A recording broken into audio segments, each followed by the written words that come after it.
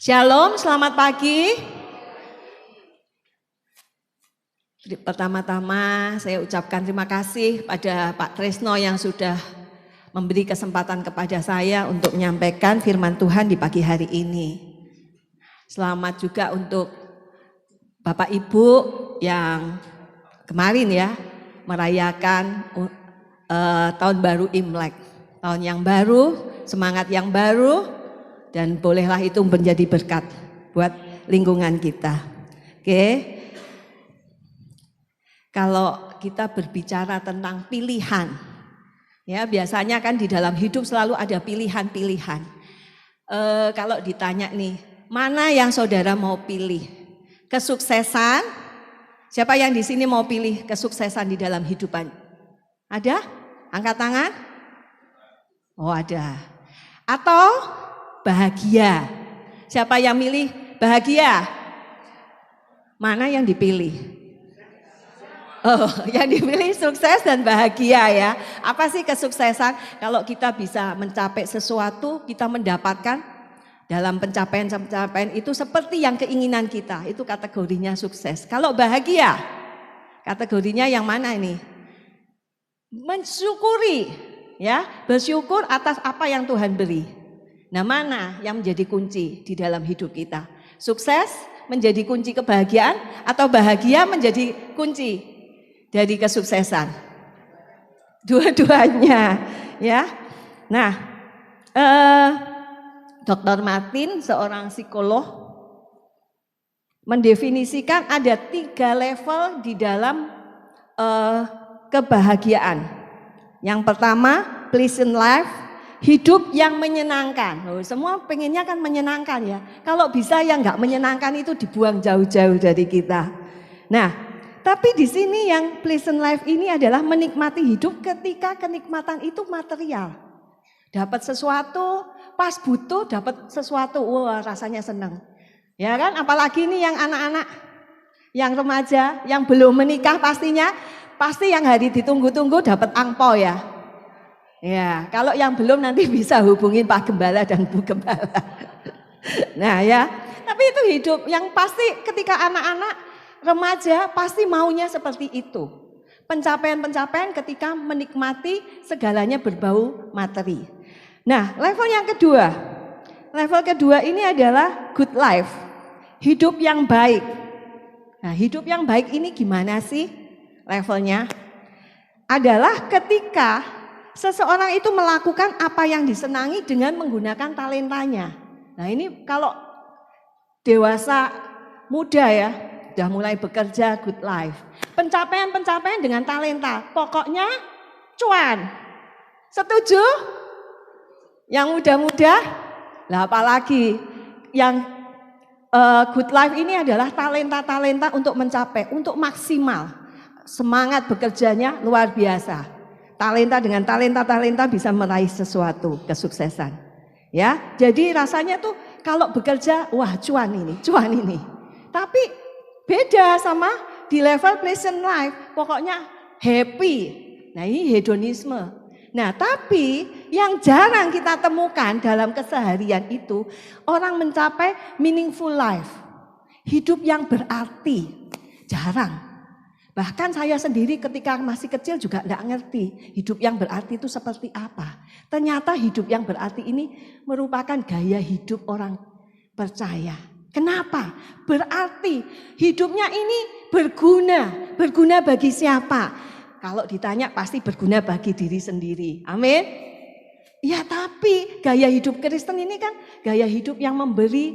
Gaya hidup yang memberi kepada siapa? Memberi kepada lingkungan kita. Yang pertama kepada keluarga kita. Hidupnya berarti sekali. Kalau bisa masakkan, wah itu sudah senang rasanya. Anaknya mau makan.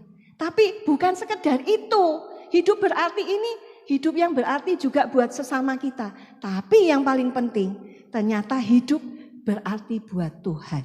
Nah ini tadi kita lihat bagaimana melayani Tuhan yang luar biasa. Hidupnya berarti, kenapa?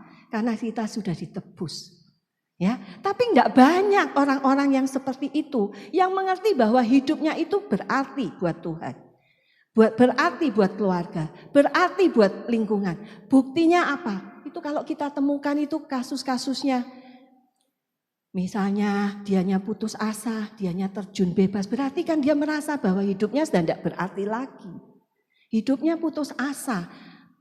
Banyak kasus-kasus di luar yang merasa hidupnya enggak berarti. Bahkan beberapa waktu yang lalu saya menemukan seseorang yang mengatakan gini, "Mama ini menyusahkan.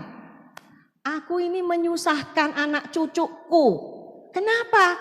Sudah ngerepoti. Sudah kok rasanya aku ini sudah enggak, Tuhan sudah cepat aku dipanggil aja." Nah, bagaimana dengan hidup kita? Apakah kita sudah berarti buat orang lain? Jawaban ada pada setiap kita. Itu yang kita harus memikirkannya. Hidup yang tidak berarti hidup yang asal-asalan. Atau jangan-jangan dia merasa sudah tidak dikasih lagi dengan keluarganya. Bahkan ketika tubuh jasmani kita sudah tidak kuat lagi, merasa kita ini sudah rasanya kok ya kaum usia indah, 60 tahun ke atas. Wah, mungkin aku kok merepotkan ya. Apalagi kalau sudah cuman bisanya di tempat tidur saja. Benarkah demikian? Buktinya enggak dipanggil-panggil Tuhan terus atau enggak dengar? Tapi bukan. Ingatlah bahwa segala sesuatu itu Tuhan punya rencana yang indah bagi setiap kita. Amin. Next. Di dalam Efesus 2 ayat 10 dikatakan, karena kita ini buatan Allah, diciptakan dalam Kristus Yesus untuk melakukan pekerjaan baik yang dipersiapkan Allah sebelumnya, Ia mau supaya kita hidup di dalamnya. Jadi kita semua ini desain karya indahnya Allah. Kita ini buatan Allah, kita ini bukan berasal dari dunia ini. Loh, mana itu yang lahirkan loh, mamaku itu di rumah sakit, betul. Cuma dititipkan. Tapi sesungguhnya kita ini adalah Allah yang sudah mendesain kita. Enggak ada seorang pun di dunia yang sama persis. Bahkan kembar pun enggak sama. Karena itulah kita unik. Buatan Allah. Diciptakan dalam Kristus Yesus untuk melakukan pekerjaan yang baik. Jadi pekerjaan baik itu apa sih? Pekerjaan yang sesuai dengan kehendak Allah. Pekerjaan baik itu pekerjaan yang benar-benar berkenan di dalam kepada Allah. Jadi manusia didesain Tuhan, diciptakan Tuhan itu punya tujuan, punya maksud. Bukan asal-asalan Tuhan menciptakan kita. Berarti ada satu tujuan yang diciptakan dari setiap kita, setiap pribadi-pribadi kita ini pasti Tuhan punya tujuan tertentu. Nah, berikutnya dikatakan bahwa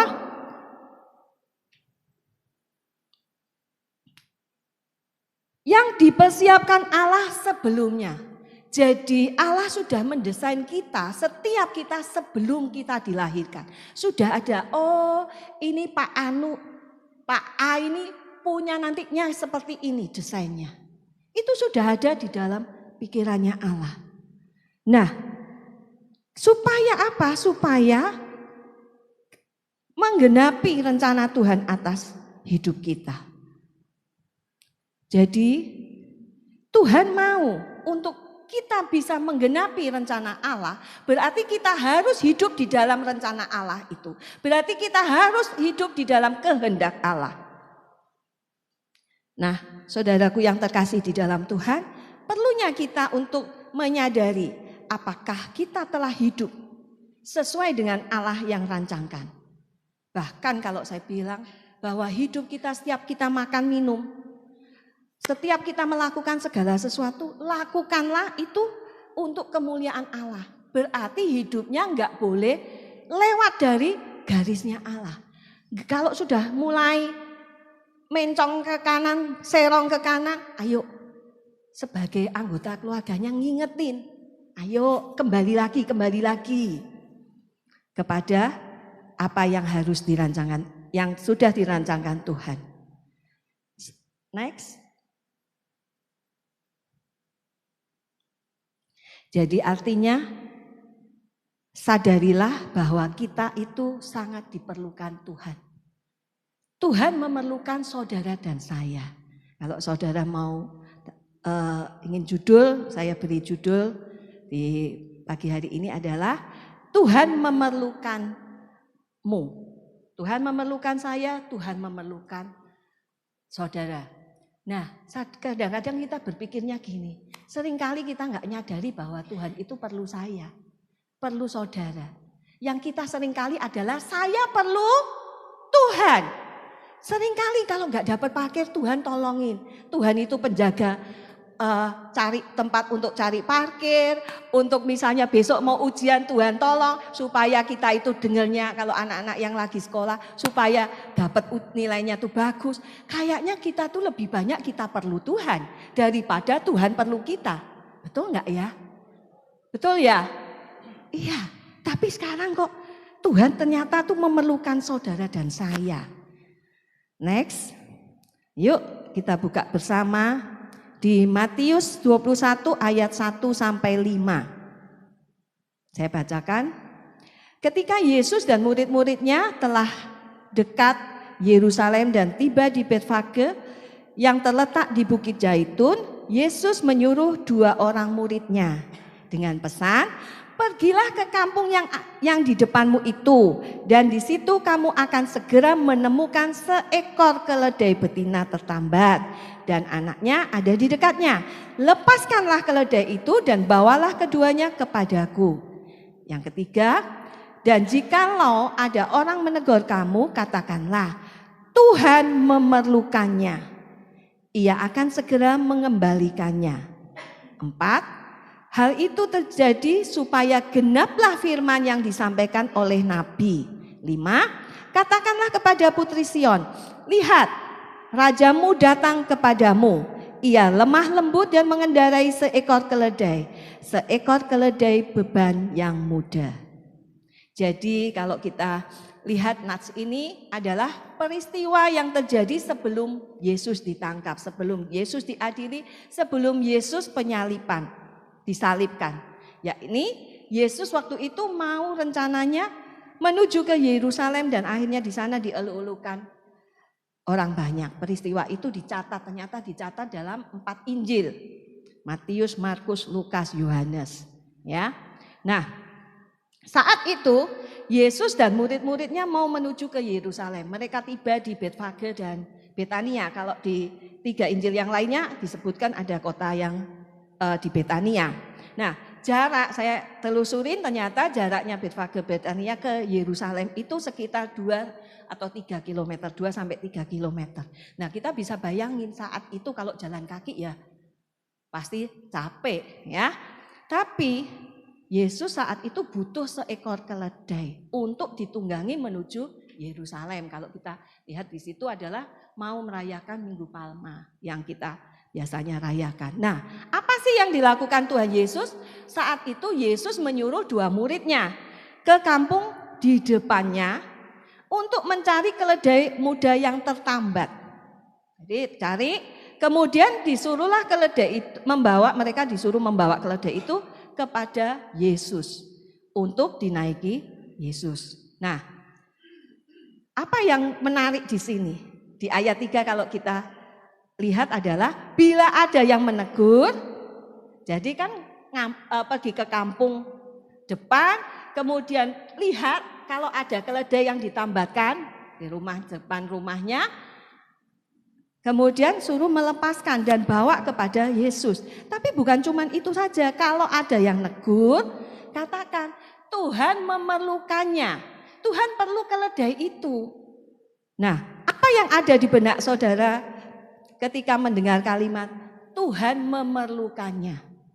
Ini berarti Tuhan butuh sesuatu. Mungkin kita bisa berpikir gini, Tuhan itu kan Tuhan itu maha tahu, Tuhan itu pencipta, Tuhan itu menguasai segala sesuatu yang ada di bumi. Kok Tuhan masih butuh sesuatu ya? Loh, dia kan bisa salah bim. Semuanya ada keledai di depan. Tuhan bukan seperti itu. Tuhan bisa saja melakukannya, tapi Tuhan tidak melakukannya itu. Ada satu proses. Nah, Kenapa Tuhan ternyata masih butuh sesuatu?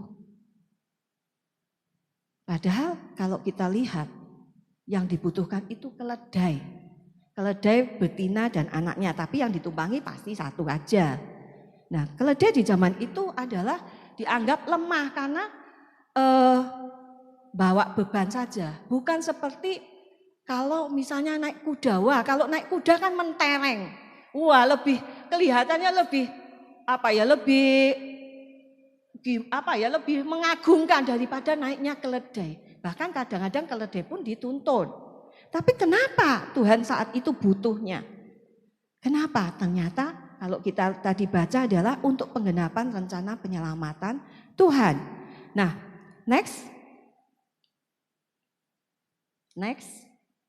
Ya.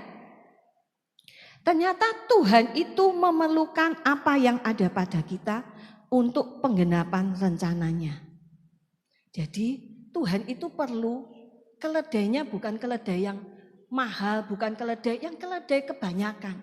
Bahkan keledainya pun yang belum pernah ditumpangi. Di Injil yang lain, di Lukas, itu disebutkan bahwa keledainya belum pernah ditumpangin. Artinya keledai ini kan berarti masih bodoh. Kalau masih harus diarahkan, belum pernah dinaiki kok. Berarti kan keledai ini bukan keledai yang sudah pintar, kalau dinaikin enak. Ini masih keledai yang muda, keledai yang masih belum fasih, belum punya pengalaman. Kok Tuhan itu butuhnya yang seperti itu sih? Nah, saudaraku yang terkasih di dalam Tuhan, ternyata yang Tuhan butuhkan itu bukan sesuatu yang hebat, sesuatu yang luar biasa. Tapi Tuhan itu butuhnya yang biasa-biasa saja, yang mungkin tidak punya pengalaman.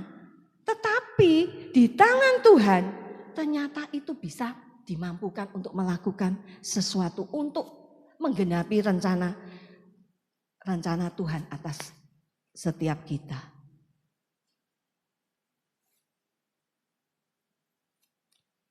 Nah, contohnya kalau kita lihat itu Musa ketika di Keluaran 4:1-2, bahwa Musa itu adalah orang yang boleh dibilang enggak terlalu pandai bicara. Bahkan dia pun juga merasa dia enggak mampu. Ketika kalau kita baca, Musa sempat mengalami kekhawatiran ketika disuruh mengingatkan Firaun. Di ayat 1, Keluaran 4 ayat 1 dikatakan, bagaimana jika mereka enggak percaya kepadaku dan enggak mendengarkan perkataanku. Itu yang dikeluhkan Musa. Musa merasa enggak layak dipakai Tuhan. Musa merasa dia enggak bagus, dia kan masih pinteran si Miriam, Harun saudaranya daripada dirinya. Kenapa kok Tuhan itu pilih Musa? Tuhan kok enggak pakai Miriam untuk menyampaikan kepada Firaun, untuk mengingatkan Firaun supaya membebaskan bangsa Israel? Kenapa justru Tuhan itu pakainya Musa, kok enggak yang lain? Berarti di sini Tuhan sudah memilih Musa untuk kasus yang itu. Tapi apa yang dikatakan Tuhan? Dikatakan, apa yang di tanganmu? Yang di tangannya apa? Tongkat. Justru dengan apa yang ada pada Musa saat itu dia membawa tongkat. Dari tongkat itulah Tuhan pakai. Jadi di sini dikatakan kembali lagi adalah bahwa Tuhan memerlukan apa yang ada pada kita, bukan yang enggak ada pada kita, untuk penggenapan rencana Tuhan. Jadi jangan minder, jangan merasa aduh aku ini enggak bisa loh, suaraku itu bisa semuanya. Kalau itu Tuhan sudah panggil bagi saudara, lakukan. Jangan lagi peduli, aku enggak mampu, nanti aku kalau ngomong kriwil sudah rasanya denyut jantung ini berdetak cepat. Lakukanlah, karena sama dengan seperti Musa. Sekalipun Musa ini biasa-biasa saja, tapi Tuhan, di tangan Tuhan semuanya luar biasa. Amin. Jadi Tuhan itu perlu kita bukan karena Tuhan itu tidak punya pilihan lain. Bukan karena Tuhan tidak mampu mengerjakannya sendiri. Tapi karena kasih karunia Tuhan yang berkenan kepada saudara dan saya untuk kita ambil bagian dalam karya agungnya Tuhan.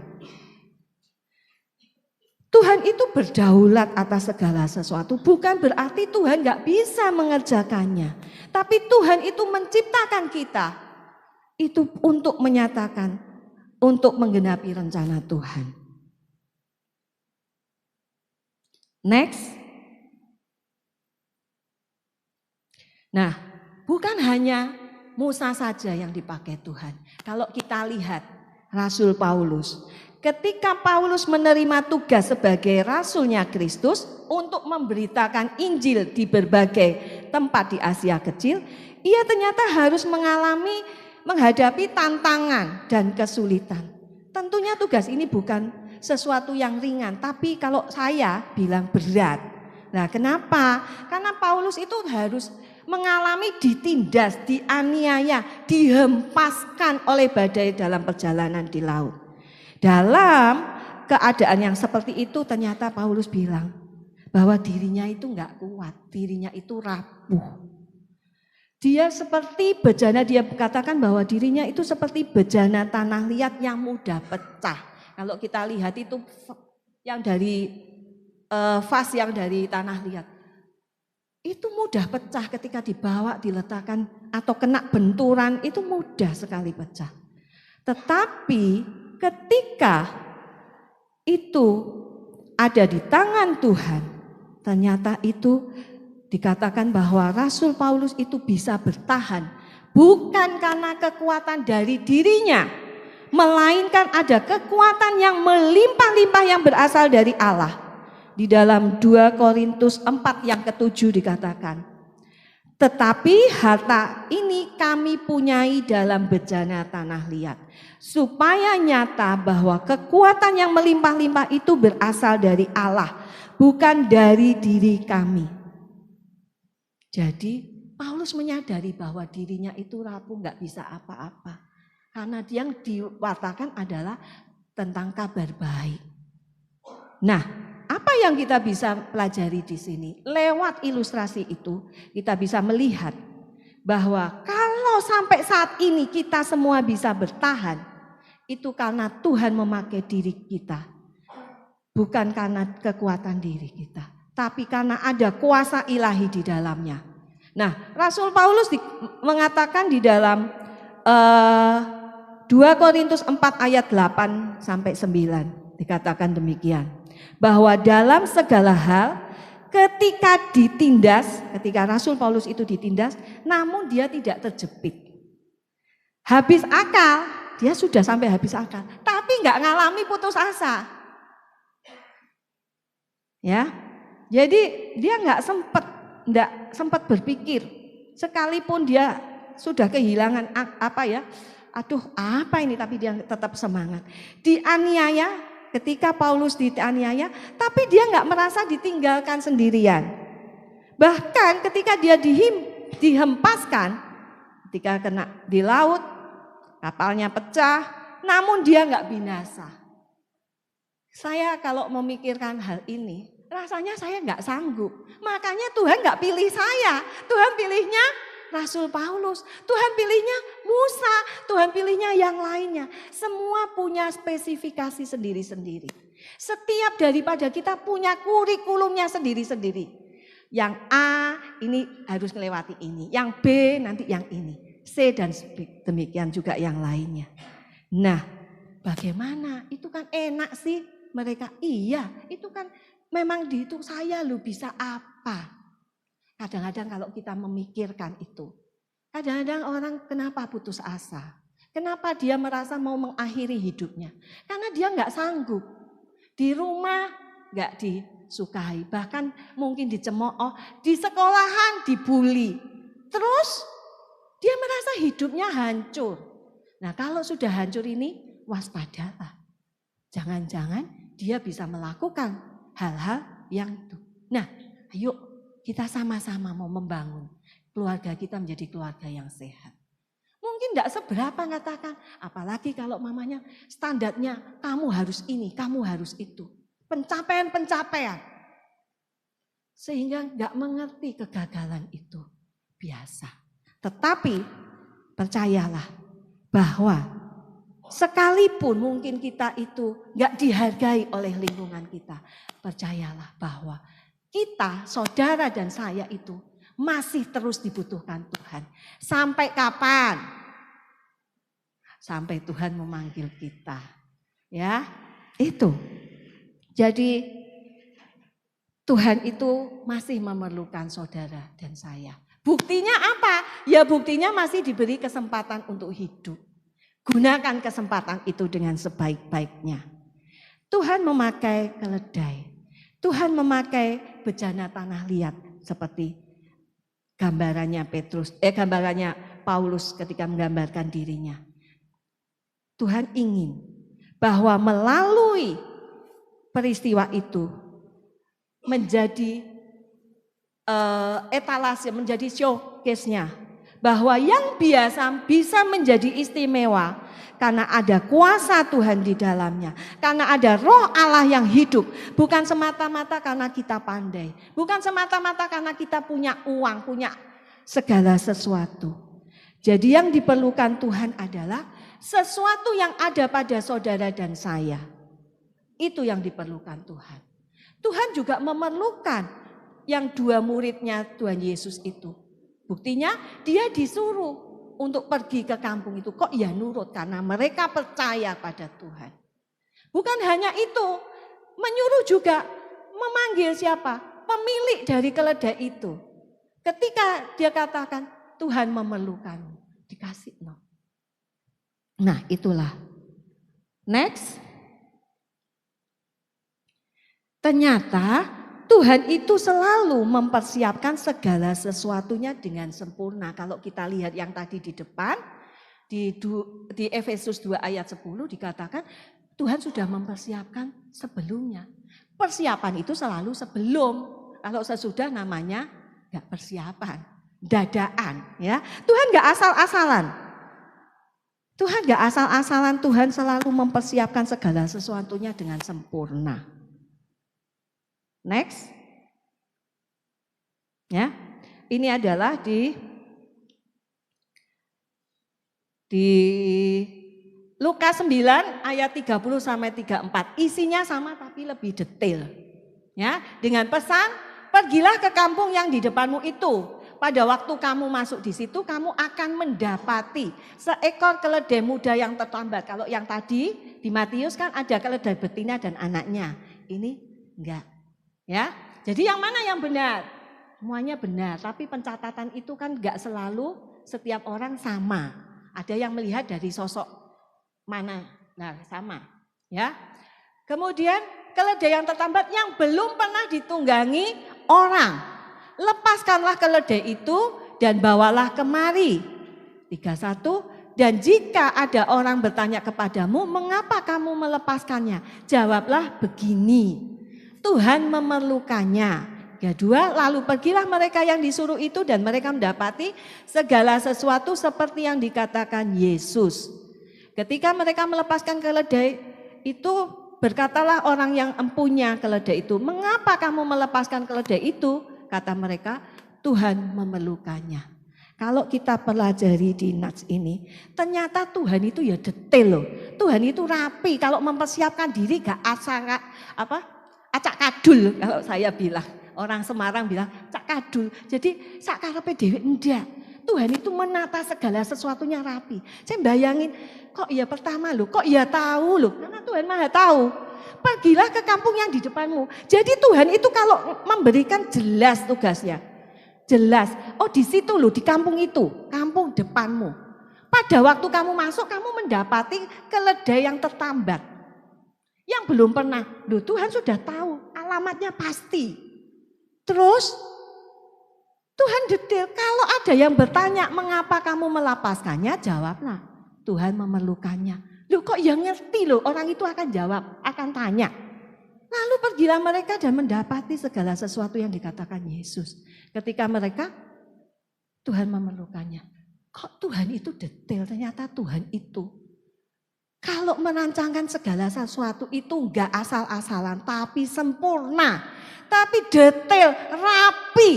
Segala sesuatunya tertata dengan rapi.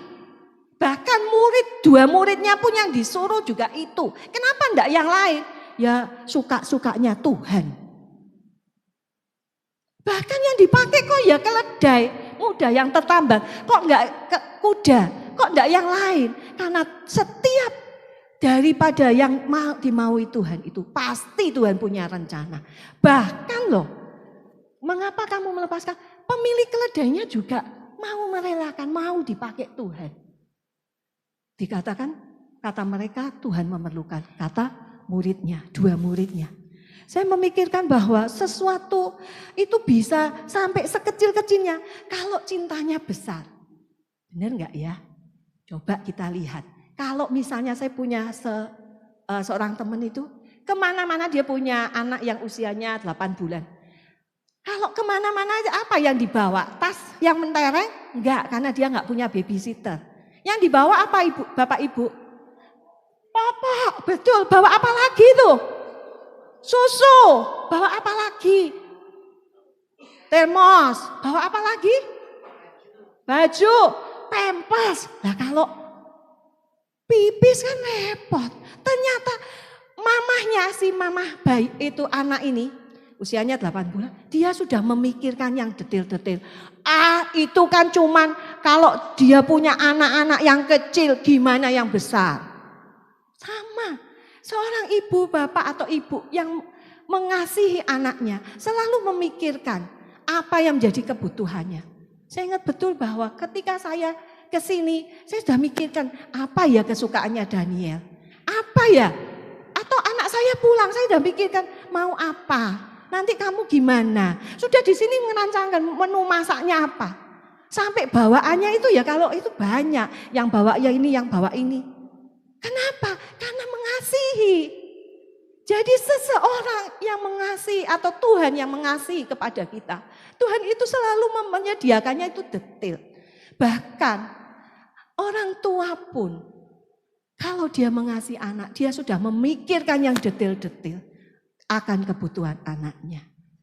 Ayo anak-anak yang muda, hargailah orang tuamu. Mereka itu memikirkan selalu yang terbaik. Loh kok kadang-kadang aku dimarahin? Loh ya dimarahi demi kebaikan. Kok ngomel itu mamaku tuh sukanya? Ya demi kebaikan. Atau jangan-jangan mamanya belum pulih, makanya terjadi itu. Nah, perhatian yang detail menunjukkan cinta yang besar. Setuju? Kalau belum, colek sebelah kananmu. Perhatiin dong aku. Ya. Tuhan Yesus itu mengurus hal-hal detail ya ternyata. Bahkan selain itu, selain dia melakukan hal-hal yang besar di dalam maha kuasanya, kemahakuasaannya. Ternyata Tuhan juga perhatikan yang detail, yang kecil-kecil. Sampai dikatakan nanti kalau orang itu bilang gini loh. Kalau orang itu tanya, loh sampai yang hal yang kecil loh. Yang mungkin kita nggak pernah memperhatikan sampai sedetail-detailnya. Ya berarti kita kurang intim sama Tuhan. Kalau kita intim sama Tuhan pastilah kita akan diberi hikmat untuk memikirkannya yang detail-detail. Tapi dia menyakitiku loh, gimana aku gitu? Ya kembali lagi kita harus mengasihi Tuhan. Yang memampukan kita seperti bejana tanah liat tadi. Yang dimampukan Tuhan. Karena sebetulnya kita jujur aja kita rapuh. Setiap kita itu rapuh, tapi Tuhan yang memampukan kita untuk terus Tuhan pakai kita untuk berkarya, untuk memberi, untuk menjadi berguna bagi orang lain.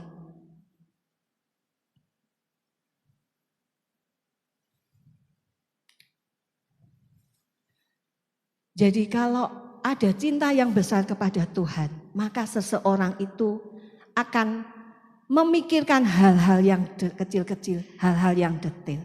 Demikian juga dengan cara Tuhan bekerja.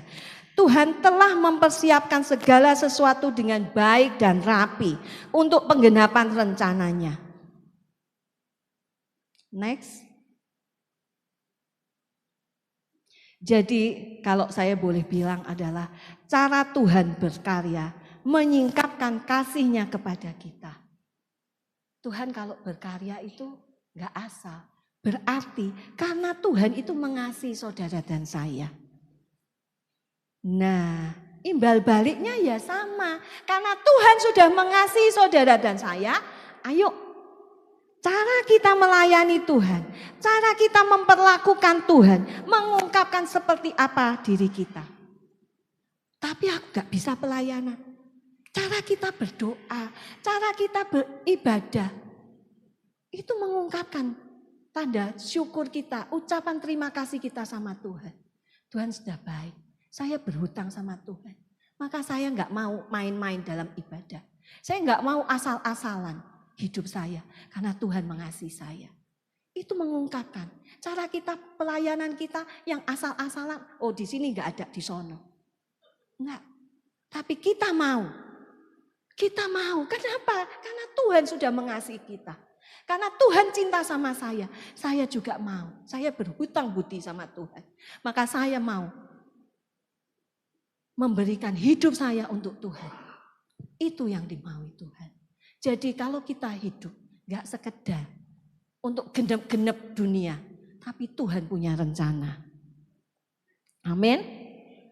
Nah, kalau kita masih sampai saat ini memperlakukan orang dengan perbedaan.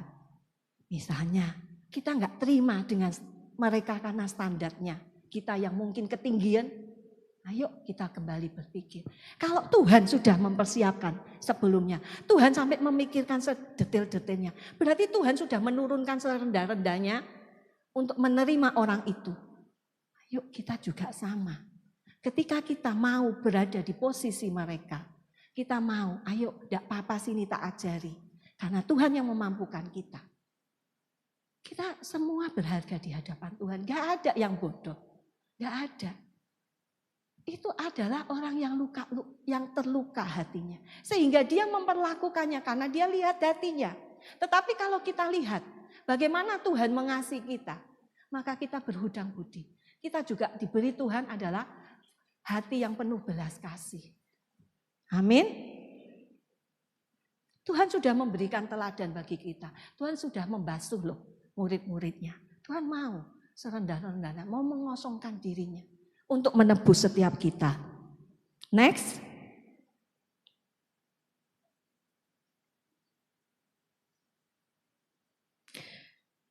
Di ayat 4 dan 5 di Matius, tadi sudah kita baca bahwa hal itu terjadi supaya genaplah firman yang disampaikan oleh Nabi.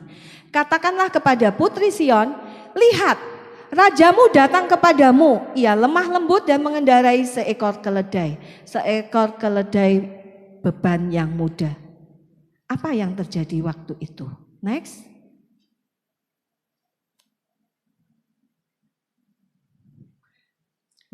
Sebetulnya bahwa Tuhan memerlukan saudara dan saya untuk menggenapi rencana Tuhan atas kita. Kalau kita melihat bahwa keledai dipakai Tuhan itu adalah sudah dinubuatkan oleh Nabi Zakaria bahwa Tuhan menggunakan keledai itu karena memang ada rencana dari Tuhan untuk yang nubuat yang dari ratusan atau bahkan ribuan yang lalu. Menunggang keledai adalah satu gambaran tentang kelemah lembutan, perdamaian. Itu yang Tuhan mau pesankan kepada dunia yang penuh kekerasan dan peperangan. Kalau misalnya dia naik kuda, mungkin lebih gagah, tapi enggak itu yang Tuhan mau. Justru dari keledai itu, nama Tuhan juga dipermuliakan. Nah, begitu juga dengan kita. Apakah kita juga mau dipakai Tuhan untuk membawa damai sejahtera, membawa rencana Tuhan, menggenapi rencana Tuhan. Nah, saudaraku yang terkasih di dalam Tuhan, ternyata Tuhan berkarya itu bukan hanya Tuhan saja yang berkarya. Kita ingat peristiwa Taman Eden bahwa Tuhan sudah menciptakan manusia dengan sangat baik. Tapi ternyata Iblis juga punya rencana, iblis juga ada di situ. Buktinya Hawa digoda sama iblis. Berarti Tuhan punya rencana, iblis juga punya rencana di balik itu semua. Jadi Tuhan merencanakan untuk pemulihan. Tetapi iblis punya rencana untuk menggagalkan supaya tidak terjadi pemulihan hubungan antara manusia dengan Tuhan. Nah ini dua yang bukan kesinambungan, dua ini yang berlawanan. Nah ada di pihak mana saudara? Mau yang di mana? Mau yang terus menggenapi rencana Tuhan atau yang itu? Yang satunya iblis. Saya percaya di sini enggak ada. Tapi ayo kita mau terus ikut ambil bagian di dalam rencana Tuhan itu. Jadi kita yuk minta sama Tuhan pemulihan hubungan kita, pemulihan rindu, jiwa-jiwa ini diselamatkan. Karena iblis juga memakai kita, memakai orang-orang yang tidak dengan yang merasa bimbang, yang merasa itu diputar balikan faktanya, diputar balikan firman-Nya Tuhan. Kalau kita enggak sungguh-sungguh di dalam Tuhan, kenapa? Buktinya ada bahwa Hawa pun juga kena rayuan gombalnya iblis. Akhirnya dia jatuh, mereka jatuh dalam dosa. Jadi yuk kita mau ikut ambil bagian. Dan pastikan kalau Tuhan itu memakai setiap kita karena cintanya Tuhan itu besar bagi setiap kita. Katakan sama-sama, aku bersedia Tuhan. 2, 3, aku bersedia Tuhan. Siap terima panggilan Tuhan? Siap untuk terima pelayanan? Karena kita semua itu adalah hamba Tuhan. Kita dipakai Tuhan. Karena Tuhan punya rencana atas setiap kita.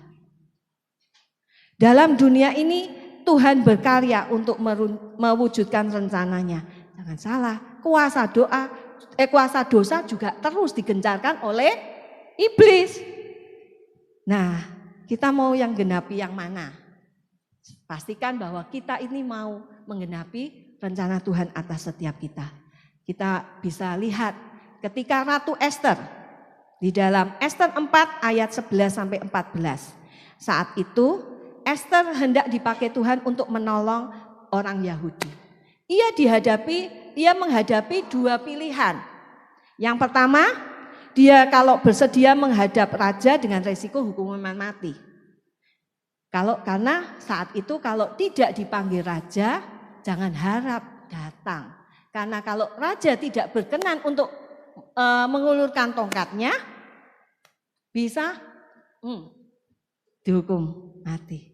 Tapi Esther ini merasa, waduh, aku nih kok sudah lama raja enggak memanggil aku. Tapi luar biasa Mordekai pamannya yang menyampaikan kepada Esther. Kalau kita lihat di Esther 4 ayat 13 dan 14. Bunyinya demikian. Jangan kira karena engkau di dalam istana raja, hanya engkau yang akan terluput dari antara semua orang Yahudi. Sebab sekalipun engkau saat ini berdiam diri saja, bagi orang Yahudi akan timbul juga pertolongan dan kelepasan dari pihak lain. Dan engkau dengan kaum keluargamu akan binasa. Jadi Esther mengalami dua pilihan. Kalau dia itu menghadap raja dengan situasi bahwa kalau raja tidak berkenan, dia harus dibunuh. Tapi atau pilihannya adalah dia menghadap raja, tapi dia tidak menghadap raja. Jadi pilihannya menghadap raja dengan risiko akan dibunuh, atau dia enggak menghadap raja, tapi berarti dia tidak menggenapi rencana Tuhan. Kenapa? Tuhan itu untuk menolong orang Yahudi, enggak cuman Esther, bisa Tuhan pakai orang lain menggantikan posisi Esther. Mana yang dipilih? Kira-kira kalau saudara saudari ya pasti ya, nggak mungkin saudara. Kalau saudari di sini mau memilih yang mana? Yang pertama, menghadap raja dengan resiko kalau raja tidak berkenan dibunuh, atau enggak usah deh, nanti daripada aku dibunuh. Yang mana? Ternyata firman Tuhan katakan bahwa Esther memilih untuk menghadap raja dengan resiko dia bisa saja dibunuh. Tapi Esther ini percaya kepada Tuhan. Maka dia melakukan dengan segala resikonya. Apakah hanya Esther saja? Dia kan ratu. Ternyata bukan. Kalau kita lihat Lukas 1 ayat 37. Maria ibu Yesus. Dia juga menghadapi dua pilihan. Karena rahimnya dipakai untuk Yesus. Tetapi dikatakan apa yang Maria katakan di dalam Lukas 1 ayat 37 dikatakan, sesungguhnya aku ini hamba Tuhan. Jadilah padaku menurut perkataanmu. Itu resiko saat itu. Kenapa? Karena kalau hamil di luar nikah berisiko dirajam batu sampai mati.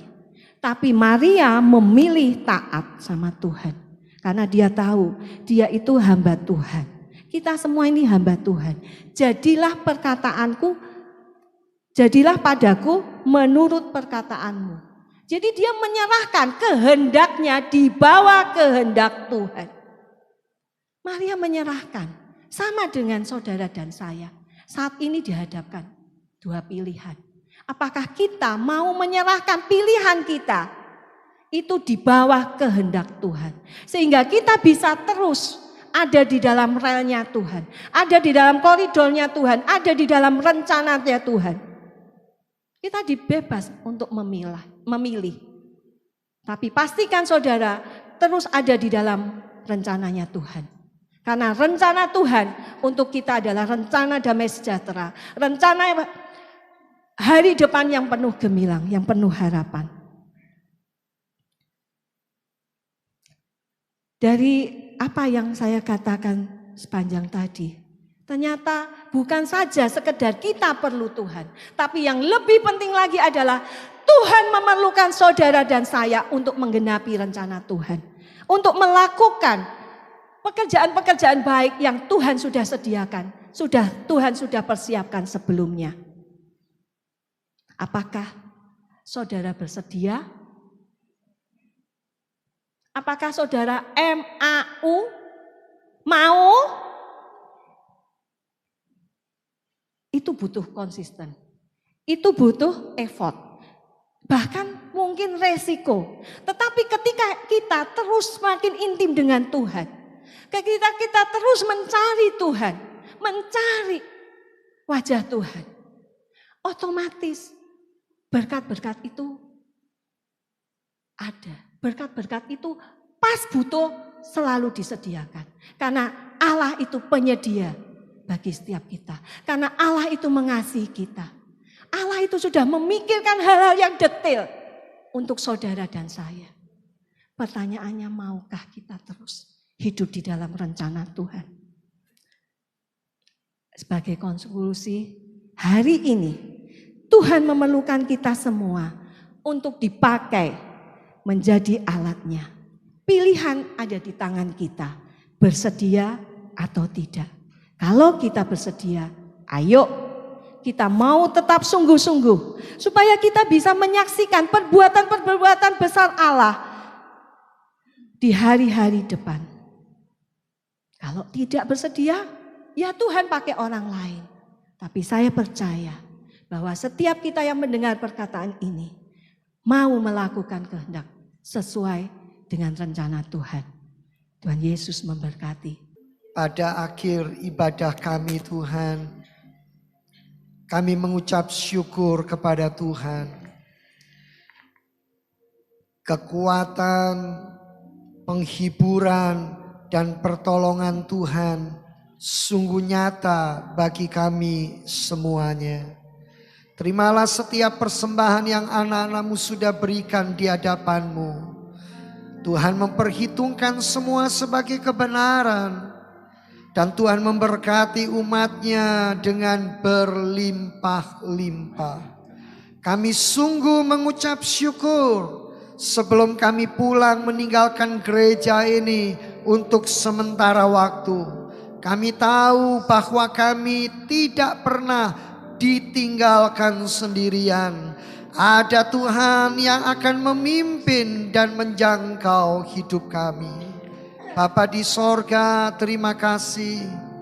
Terima kasih untuk firman yang begitu indah, yang menguatkan, yang menghibur, yang mendidik kami agar kami menghargai setiap rancangan Tuhan. Sehingga setiap kesempatan dalam hidup kami akan pakai dengan benar, dengan sungguh-sungguh bagi hormat dan kemuliaan Tuhan. Bapa di sorga, pakailah karena hamba-Mu Ibu Maria Yosefa yang sudah menyampaikan isi hati-Mu. Pakai beliau lebih hari lebih indah, singkapkan rahasia firman-Mu. Pakailah bersama suami dan putra-putranya untuk menjadi berkat bagi kerajaan Tuhan, dan Tuhan dipermuliakan. Pergumulan kerinduannya Tuhan mendengar, dan Tuhan sudah membukakan jalan. Bapa, kami menyatukan hati pada akhir ibadah ini mendoakan hamba-Mu Ibu Basaria yang suaminya Tuhan telah panggil pulang untuk berada bersama dengan Engkau di dalam kekekalan, dalam sorga-Mu yang mulia. Berikan beliau penghiburan dan kekuatan. Biarlah di tengah-tengah duka cita, kesedihan, di tengah-tengah keterhilangannya, Tuhan hadir untuk menghibur, untuk menguatkan, dan untuk menolong akan hamba-Mu ini. Beserta dengan anak-anak dan keluarga besar akan melihat rancangan agung-Mu, dan tetap setia, tetap sungguh-sungguh kepada Tuhan. Terima kasih Bapa di sorga. Berita yang mengejutkan kami ini, kami sungguh-sungguh disadarkan bahwa hidup ini begitu singkat. Hidup ini begitu pendek ya Tuhan. Karena itu tolonglah kami agar kami seperti yang firman-Mu sudah dibentangkan, menghargai rancangan Tuhan, rencana Tuhan yang agung dan mulia itu. Bapa, kami menyatukan hati memberkati pemilu yang tinggal beberapa hari. Oh Tuhan, Indonesia adalah milik Tuhan. Jauhkan negeri ini dari perpecahan, dari pertikaian, dari hal-hal yang tidak mempermuliakan Tuhan. Siapapun presiden yang terpilih, tetap rendah hati. Siapapun yang tidak terpilih, tetap juga rendah hati menerima kenyataan dan bersyukur, dan akan menjadi oposisi yang baik. Indonesia penuh kemuliaan Tuhan. Kami percaya Tuhan tahu yang terbaik bagi negeri kami. Jauhkan Tuhan Indonesia dari orang-orang yang mementingkan kepentingan pribadi, kepentingan golongan, kepentingan partai. Dalam nama Tuhan Yesus Kristus, pakai Bapak Presiden dan wakilnya, jajaran menteri, pakai TNI dan Polri, pakai Tuhan semua pejabat tinggi tertinggi, agar beliau semua takut akan Tuhan, diberi hati yang menghormati Tuhan, dan sungguh-sungguh mereka di dalam kebenaran Tuhan akan bertindak dan berperilaku yang benar. Bapak, terima kasih. Kami juga mendoakan semua partner-partner pelayanan, semua boleh diberkati oleh Tuhan. Jemaat yang tidak bisa hadir karena satu dan lain hal, Tuhan juga menjangkau mereka, menolong mereka, dan memberkati mereka semuanya. Kami mendoakan ibadah Yud tanggal 17, Tuhan membukakan jalan, Tuhan menyatakan yang terbaik. Bapa terima kasih. Jemaat yang dikasihi Tuhan, angkatlah kedua belah tanganmu. Terimalah sekarang berkat dari Allah Bapa. Cinta kasih kemurahan Tuhan Yesus Kristus Sang Putra di dalam persekutuan Allah Roh Kudus akan menyertai dan memimpin hidupmu sekarang bahkan sampai selama-lamanya. Pulanglah, terimalah berkatnya. Puji Tuhan. Amin.